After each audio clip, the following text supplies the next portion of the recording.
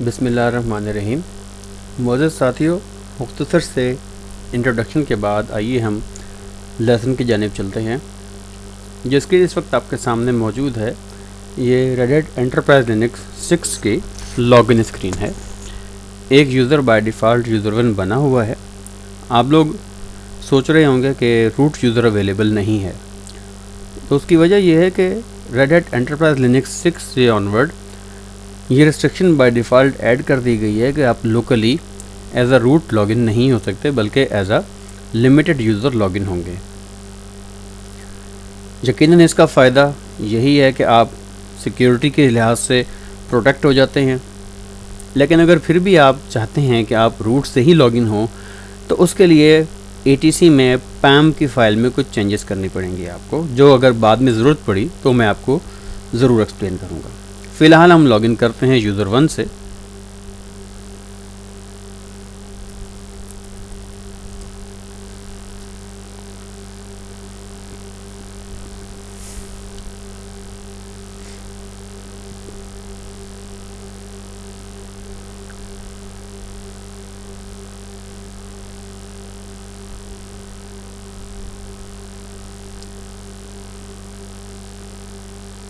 लीजिए, user 1 login हो गया।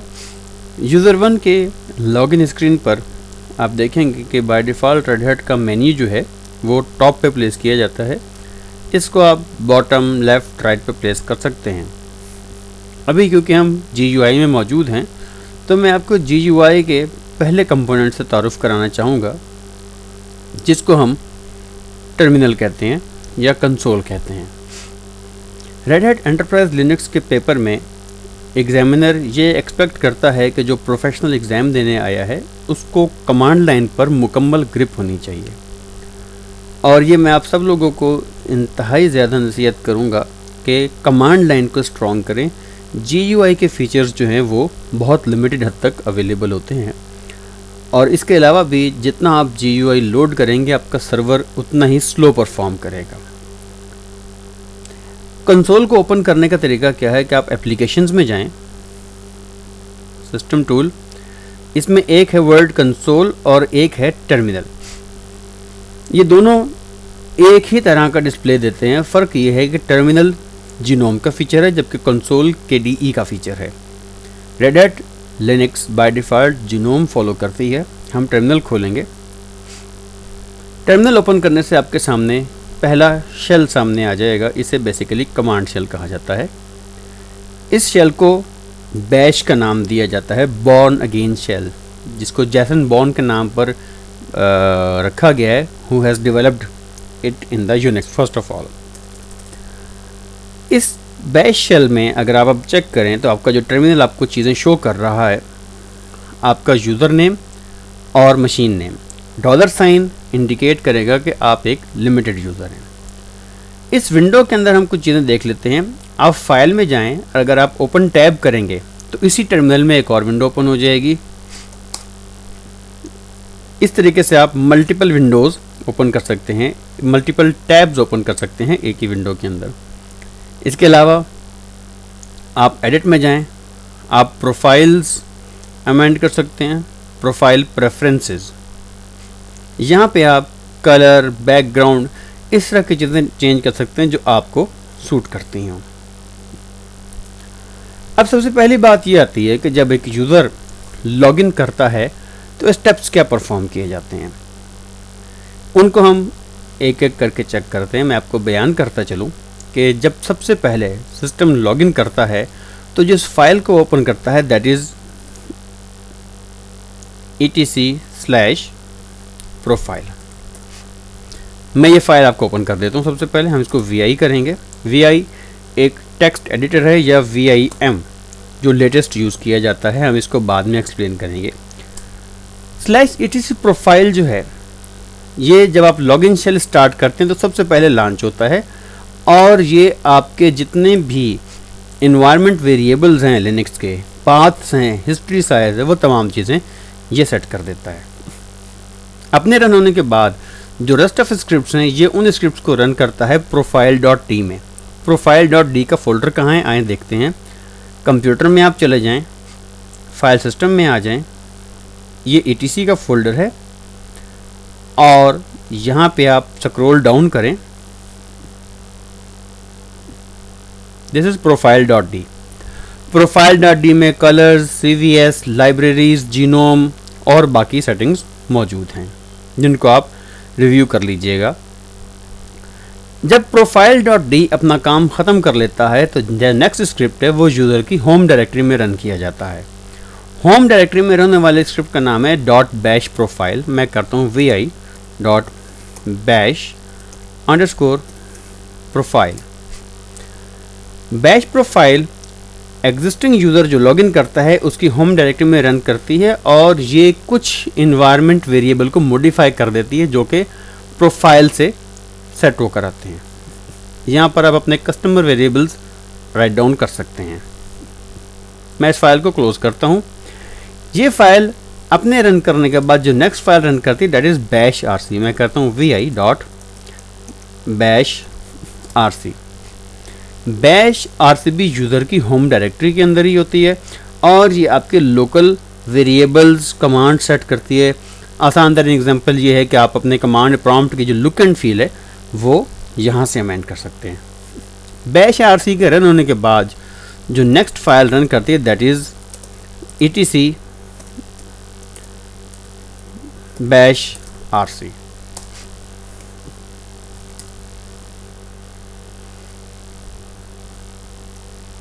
बैश आरसी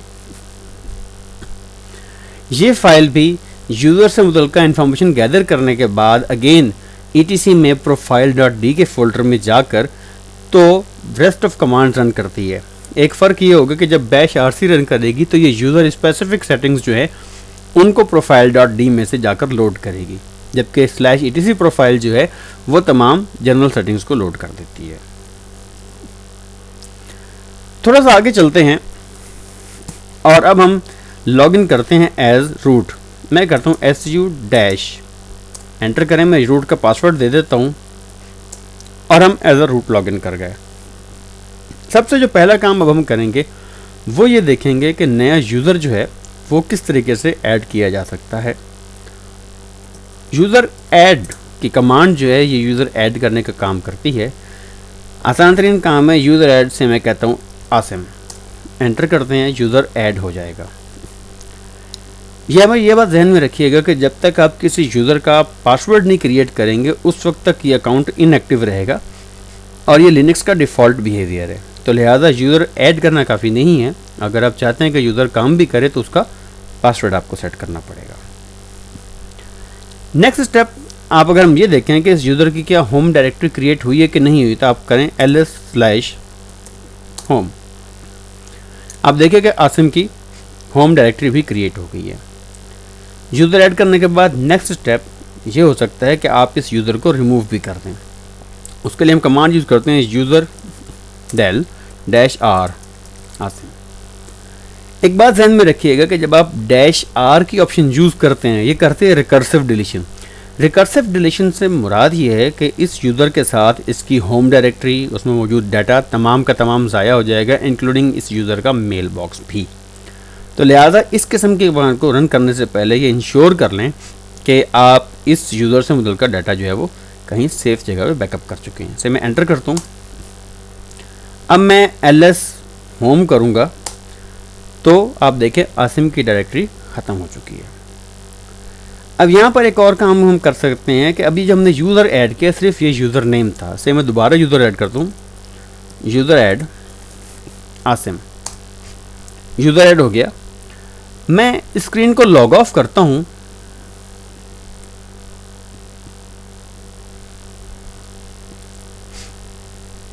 और वेट करें इसके लॉग ऑफ होने का।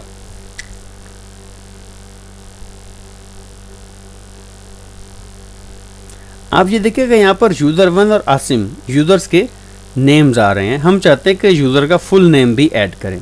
आइए देखें किस तरह होता है ये काम। मैं यूज़र1 से फिर लॉगिन करता हूँ।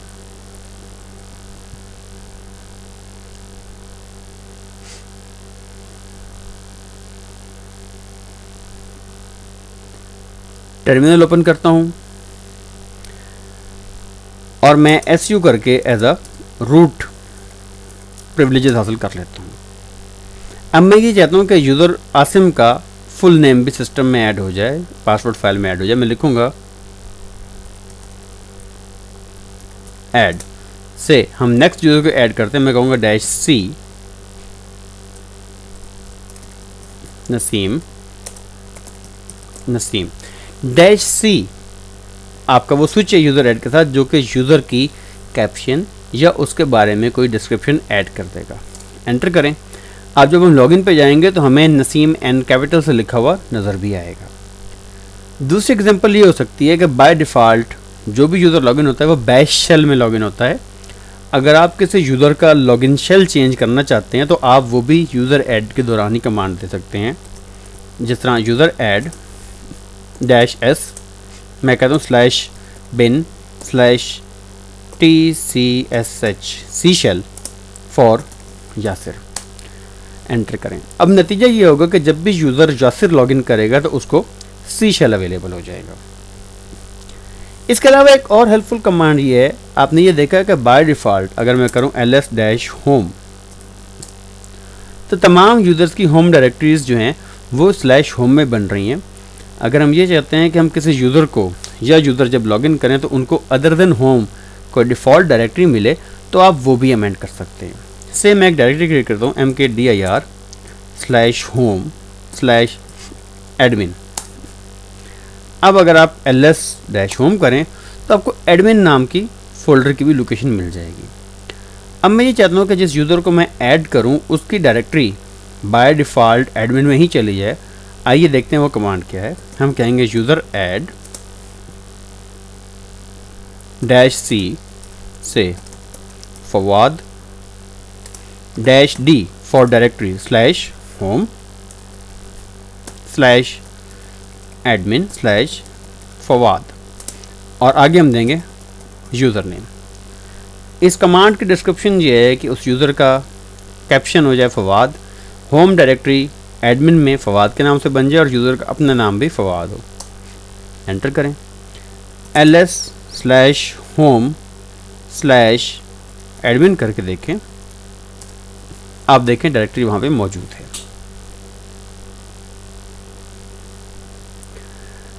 अब थोड़ी देर पहले आपने देखा था कि मैंने यूज़र आसिम की डायरेक्टरी में नाम ऐड करने की बजाय यूज़र नसीम ऐड कर दिया था।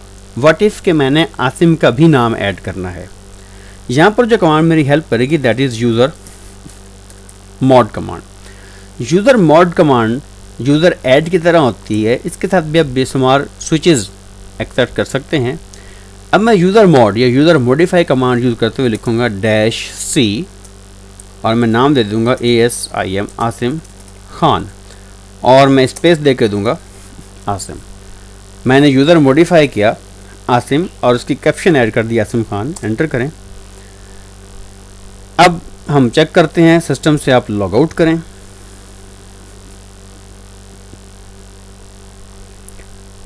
हम अगेन लॉग आउट करते हैं।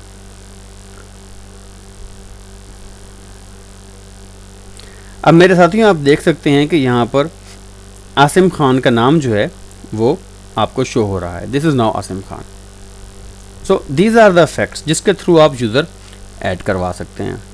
अगर आप आसिम खान या किसी भी यूज़र से लॉगिन करने की कोशिश करेंगे और क्योंकि मैंने पासवर्ड नहीं दिया हुआ जो मैं जो मर्ज़ी कर लूँ इसके अंदर लॉक नहीं किया जा सकता। सो हम फ़िलहाल यूज़र 1 पे ही तकिया करते हैं। मैं इसे लॉगिन करता हूँ।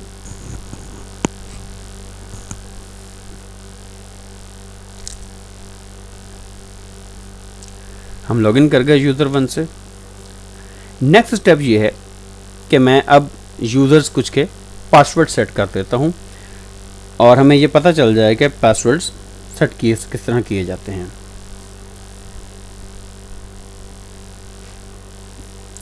SU डैश करें।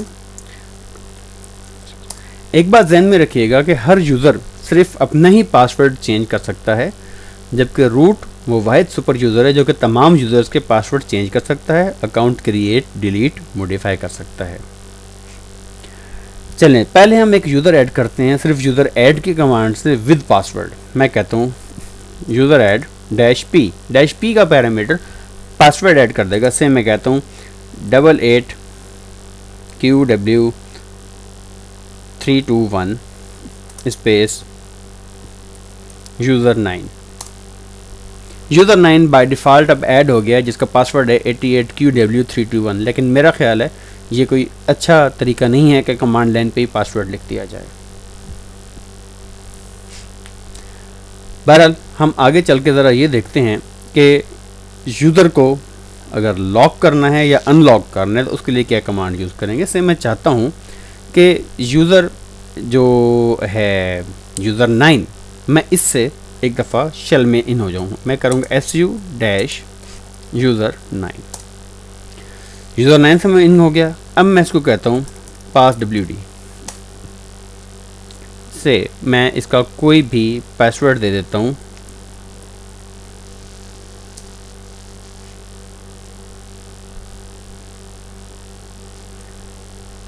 ओके, दोबारा पासवर्ड देते हैं।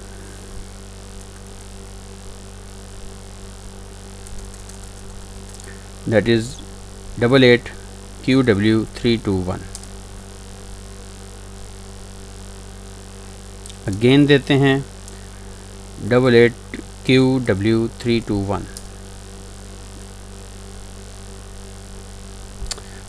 कुछ मेरे पास प्रॉब्लम है।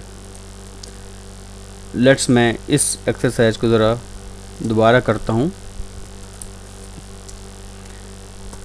passwd यूज़र9 मैं एज अ रूट कहता हूँ और से मैं कह देता हूँ उसको 1 2 3 4 5 6 और 1 2 3 4 5 6।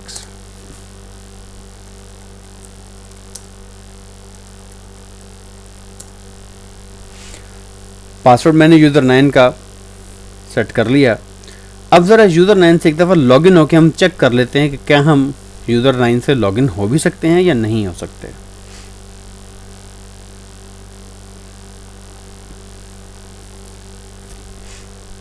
This is user nine, password 1 2 3 4 5 6। हम यूज़र9 से लॉगिन कर गए हैं।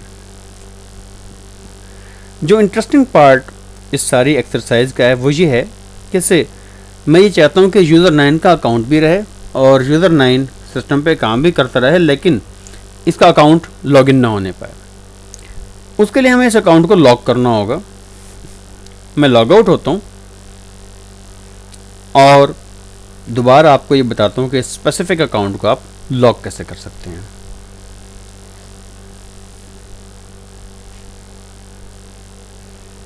यूज़र1 हमारे पास है।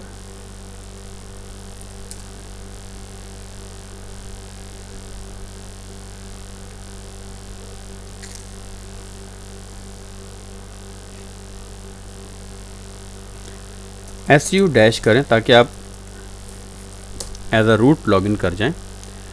अब मैं अगर चाहता हूं कि यूज़र9 को मैं लॉक कर दूं तो मैं लिखूंगा passwd dash l, l for lock यूज़र9।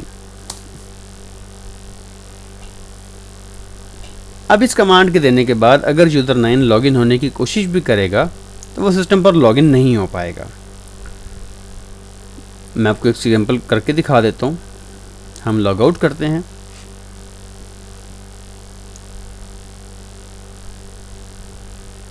और यूज़र9 से दोबारा लॉगिन होने की कोशिश करता हूं मैं।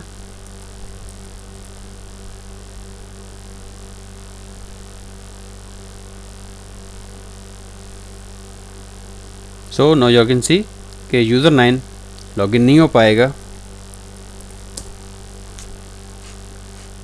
लेकिन अगर इसी यूज़र अकाउंट को मैं अनलॉक कर दूं दोबारा तो उसके बाद यूज़र9 सिस्टम पर लॉगिन होने के काबिल हो जाएगा।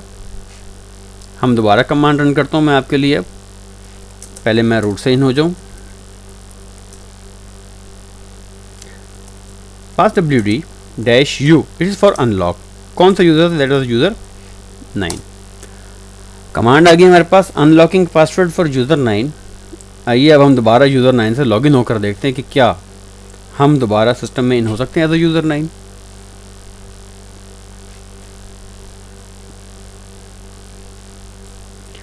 यूज़र9 पे क्लिक करें और देखें हम इन हो गए हैं। सो ये दो सिंपल कमांड्स हैं जो बज़ाहिर तो आसान है लेकिन इनका इम्पैक्ट प्रोडक्शन में बहुत ज़्यादा होता है। अच्छा, अब हम यूज़र 9 से ही काम कर लेते हैं। सिस्टम टूल में आए, सबसे पहले कंसोल और टर्मिनल पे राइट क्लिक करें, उसको कह दें कि add this launcher to panel, ताकि ये पैनल में आ जाए और इसको आसानी से एक्सेस कर सकें। ना इसी में क्लिक करें, हम SU करते हैं एज अ रूट, यहीं पे लॉगिन हो जाते हैं।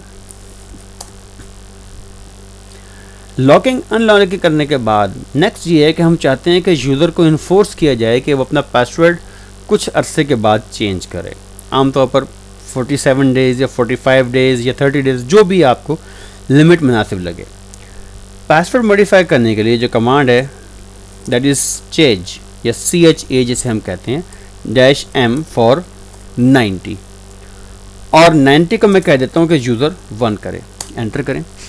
जब मैं CHA-M90 यूज़र 1 कहूँगा, इससे मुराद ये है कि 90 डेज़ के अंदर या 90 डेज़ के बाद यूज़र 1 को अपना पासवर्ड लाजमी चेंज करना होगा। अगर 90 डेज़ गुजर गए और पासवर्ड चेंज नहीं हुआ तो यूज़र 1 का अकाउंट लॉक हो जाएगा, जिसको सिर्फ एडमिनिस्ट्रेटर अनलॉक कर सकता है या यूज़र को 1 या 2 दिन मज़ीद एक्सटेंड करके दे सकता है कि वो अपना पासवर्ड चेंज कर ले। अगर हम ये भी चाहते हैं कि यूज़र को वार्निंग आए, ज़ाहिर बात है M से सिर्फ एक्सपायरी आएगी, यूज़र को पता नहीं चलेगा कि आया 90 डेज़ पूरे हुए हैं या नहीं हुए, से मैं चाहता हूँ कि 2 या 3 दिन पहले यूज़र 1 को वार्निंग दे दी जाए। तो मैं कहूँगा CHA-W 3 for 3 days यूज़र 1। इस कमांड से मुराद ये है कि 3 दिन पहले यूज़र 1 को सिस्टम वार्न करे कि उसको अपना पासवर्ड चेंज कर लेना चाहिए।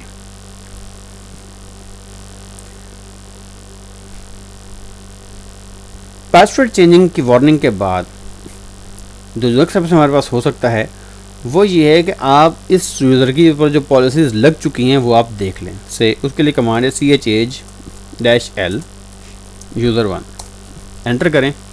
आप ये देखें कि सारी चीज़ें यहाँ लिखी हुई आ गई हैं। लास्ट पासवर्ड कब चेंज हुआ, पासवर्ड एक्सपायर कब होगा, देखिए 15 दिसंबर की डेट है, 90 डेज़ का फ़र्क है।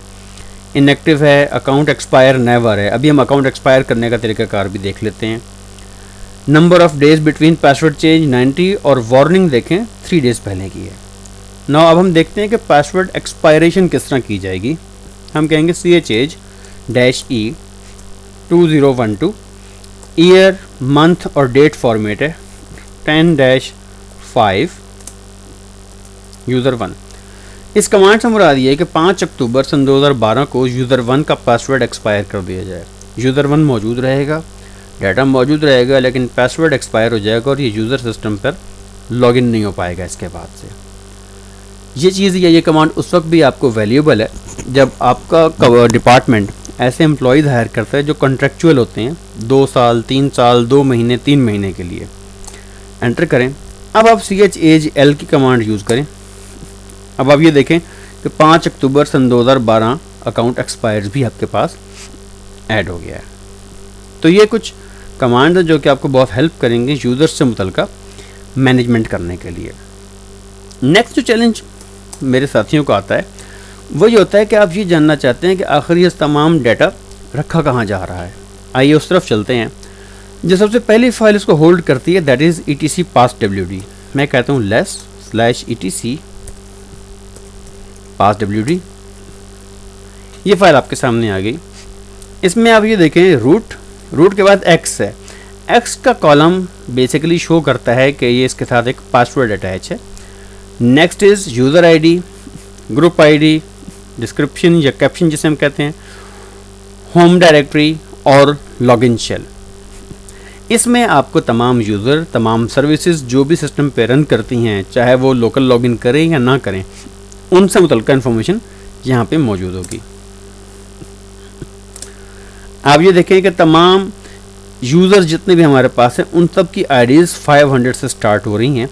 इसकी रीज़न ये है कि लिनक्स ये कोशिश करता है कि user defined groups and systems में डिफाइंड ग्रुप्स में इतना गैप रखा जाए कि आईडीज़ कन्फ्लिक्ट ना होने पाएँ। नेक्स्ट कमांड जो नेक्स्ट हमारे पास फाइल है that is etc shadow file. Shadow file असल में वो फाइल है जहाँ पर पासवर्ड इनक्रिप्टेड रखे जाते हैं तमाम यूज़र्स के। अगर आप गौर करें तो हमने यूज़र 1 के बाद ये जितना भी एक लेंथ स्ट्रिंग आपको नज़र आ रहा है एक्चुअली इसका पासवर्ड है। आप इसमें देखें कि ये 90 डेज़ ये आपको शुरू कर रहा है, अकाउंट कब एक्सपायर होगा, वार्निंग कब आएगी, और अगर आप ये देखें तो ये डेट रीट्रांसलेट होकर इसकी एक्सपायरी डेट को आपको शो कर रहा है।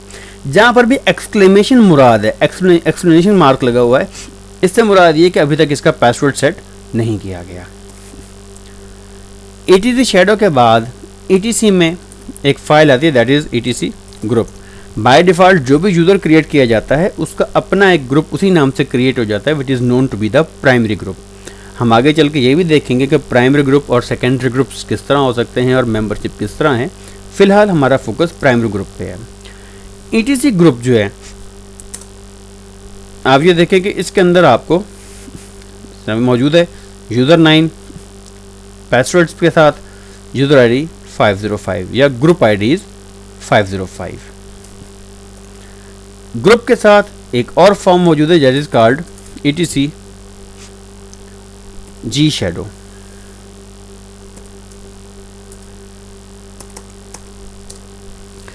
ग्रुप शैडो फाइल भी अगर आप ग्रुप पे पासवर्ड लगा देते हैं तो सिर्फ स्पेसिफिक यूज़र्स उस तक लॉगिन हो सकते हैं।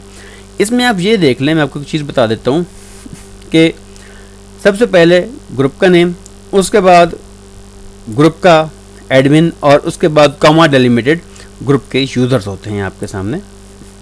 हमारे बाकी क्योंकि ग्रुप्स में कोई चीज़ ऐसी मौजूद नहीं है, लिहाजा ये सारे सिंपल मूव कर रहे हैं। यह बात हमेशा ध्यान में रखिएगा कि शैडो और जी शैडो सिर्फ रूट देख सकता है, इसके अलावा कोई भी आम यूज़र इन फाइल्स तक अप्रोच नहीं कर सकता। नेक्स्ट जो एक चैलेंज आता है, मैं तो खैर कोशिश करता हूँ कि ईजीएस्ट तरीके से हैंडल किया जाए, that is the help, local help. Help हासिल करने का लिनक्स के इन्वायरमेंट में जो तरीका है that is called manual pages, और जिसको हम मैन के कमांड से एक्सेस करते हैं, या एक और जिसे हम कहते हैं इन्फो। मैन पेजेस और इन्फो पेजेस में फ़र्क ये है कि info pages are much properly formatted, लेकिन अभी इन्फो पेजेस मुकम्मल नहीं है उस तरीके से जितने ज़्यादा इन्हांस्ड मैन पेजेस हैं। किसी भी कमांड की आपने हेल्प लेनी हो तो आप मैन, मैं से कह देता हूँ LS, आपको LS कमांड से मुतल्लिका सारी हेल्प मिल जाएगी। आप J प्रेस करें स्क्रॉल डाउन करेंगे, K प्रेस करेंगे स्क्रॉल अप करेंगे। कोई वर्ड सर्च करना हो आप लिखें स्लैश कोई वर्ड और एंटर करें, वर्ड मार्क हो जाएगा। आपने स्मॉल एन दबाना है, नेक्स्ट सर्च होगा, देखें, और आप इस तरीके से इन कमांड्स को रिव्यू कर सकते हैं। Q दबाएं, एग्जिट कर जाएंगे आप। इसके अलावा अगर आप मजीद सर्च करना चाहते हैं तो आपको USR शेयर में डॉक के फोल्डर में बाकी की इंफॉर्मेशन अवेलेबल हो जाएगी, जो भी अवेलेबल डॉक्यूमेंटेशन है। आप देखें यहाँ पर हर एक यूटिलिटी के मुताबिक चीज़ें आपको अवेलेबल हो जाएंगी। इसके अलावा आप www.centos.org पे जा सकते हैं या www.fedoraforums.org पे जा सकते हैं हेल्प के लिए, या www.linuxforums.org पे जा सकते हैं। जो मेरी सजेशन है या जो मैं बेस्ट समझता हूँ वो ये है कि या तो आप सेंटोस के फॉर्म्स पे चले जाएं या आप रेड हैट की जो ऑनलाइन डॉक्यूमेंटेशन और जो डिप्लॉयमेंट्स गाइड हैं उनको रिव्यू करें। मैं ये सजेस्ट करूँगा कि इनको ज़्यादा से ज़्यादा पढ़ें और समझने की कोशिश करें और फिर इनको परफॉर्म भी करें। CentOS.org में सबसे ज़्यादा रिकमेंड आपको इसलिए करूँगा कि ये रेड हैट का एग्जैक्ट क्लोन है और वो इन्फॉर्मेशन जो शायद आपको रेड हैट से ना मिले रजिस्टर्ड हुए बगैर, वो आपको यहाँ से मिल जाएगी। ये बात ध्यान में रखिएगा कि कोई भी शख्स आपको इन्फॉर्मेशन देने का बाउंड नहीं है, लेकिन अगर आप क्वेश्चन पोस्ट करते हैं तो नॉर्मली आपको उसके जवाबात 24 से 48 घंटे में आने शुरू हो जाते हैं। बराए मेहरबानी एग्ज़ाम से मतलब कोई चीज़ ना पूछिएगा, क्योंकि एज़ पर एग्रीमेंट जो रेड हैट का कैंडिडेट के साथ होता है, तो कैंडिडेट किसी भी किस्म की हेल्प जो है वो बाहर शो नहीं कर सकता। सो फो प्लीज़ अवॉइड दैट वन।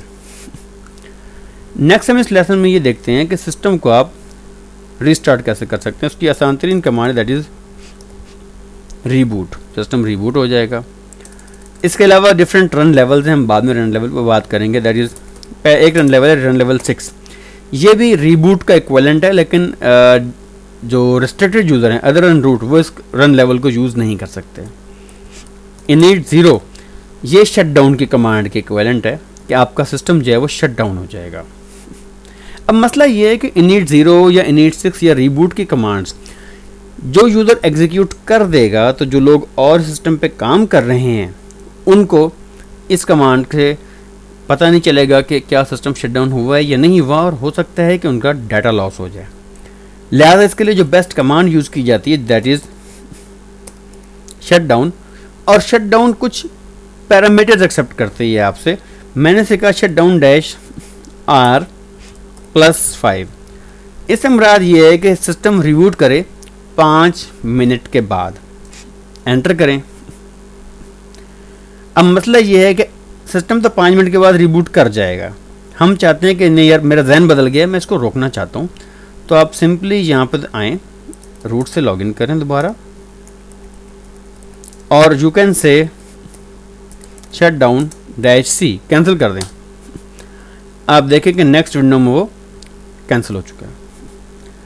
एक और तरीका ये भी है कि आप जब सर्वर को शट डाउन करने जा रहे हैं तो आप बाकी लोगों को वार्निंग भेज दें जो सिस्टम पे लॉगिन है कि सिस्टम कुछ वक्त के बाद शट डाउन हो जाएगा। से मैंने 10 बजे सिस्टम बंद करना है तो मैं लिखूँगा शट डाउन -H 2200 और मैसेज में देना चाहता हूँ कि system shall not be available after 10 PM। Enter करें और आप देखें कि दूसरी विंडो में एक मैसेज आ गया, the system is going down for heart in 992 minutes, the system shall not be available after 10 PM। So this is the way जिसके थ्रू हम बाकायदा वार्निंग के साथ और प्रॉपर तरीके से अपने सिस्टम को शट डाउन कर सकते हैं। मैं एक टैब खोलता हूँ, SU करता हूँ और मैं अब यहाँ पे कह देता हूँ शट डाउन -C। मुझे उम्मीद है मेरे साथियों कि आपको लेसन का ये पोर्शन पसंद आया होगा, और मैं ये उम्मीद करता हूँ कि आप इसको ज़्यादा से ज़्यादा प्रैक्टिस करेंगे ताकि हम इसको फर्दर जब आगे चलें तो किसी चीज़ की कमी ना रहने पाए। अब मैं आपसे इजाज़त चाहूँगा, इंशाल्लाह अगले लेक्चर में हम इससे आगे चलेंगे, और इस दौरान मैं ये भी चाहूँगा कि आप इसकी प्रैक्टिस करें और इसकी लर्निंग हासिल करें, और नेट से जहाँ से भी आपको इन्फॉर्मेशन अच्छी मिलती है उसको प्रैक्टिस करने की कोशिश करें। शुक्रिया, अल्लाह हाफिज़।